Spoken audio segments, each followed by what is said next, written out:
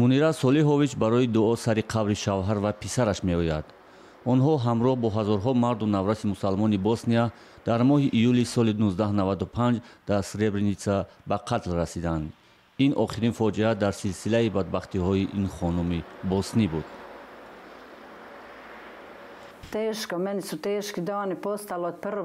душвор аст. аз аввалин рӯзҳои ҷанг фоҷиа рӯи фоҷиа буд. 13 июли соли 1992 ман писарамро аз даст додам. ин ибтидои ҷанг буд. вай писарам дар хона ҳалок шуд. ӯ 20 сола буд. писари дигарам соли 1993 дар ҷабҳаи канори Сребреница кушта шуд. он замон ӯ 19 сола буд.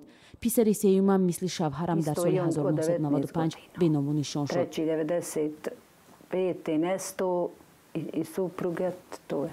вақте сербҳои босния зери сарпарастии Ратко Младич Сребреницаро ишғол намуданд, садҳо марду наврас дар кӯҳу ҷангалҳои гирду атроф паноҳ бурданд. ҳодисае ки баъд аз он рӯй дод, бузургтарин ҷинояти низомии Аврупо баъди ҷанги дуюми ҷаҳонӣ унвон гирифтааст. солиҳович ва занони дигар дар мошинҳо бор карда ба шаҳри Тузла интиқол дода шуданд. пас аз чандин сол дар яке аз қабрҳои дастаҷамъӣ боқимондаҳои шавҳар ва писари Солиҳович ёфт шуд.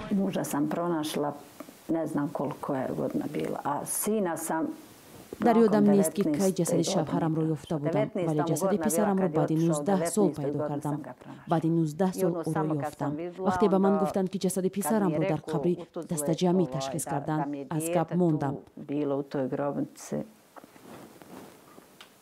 Та sam gotovo zanimala.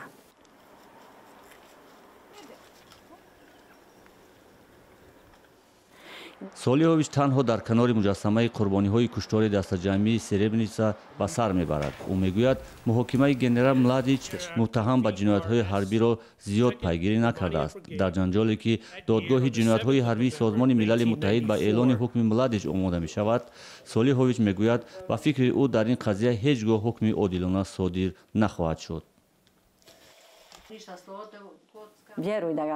бовар кунед, ман наметавонам ин додгоҳро тамошо кунам.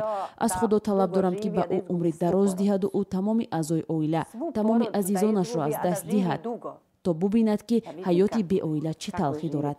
агар ба дасти ман бошад, ман ба ӯ умри дароз орзу мекунам.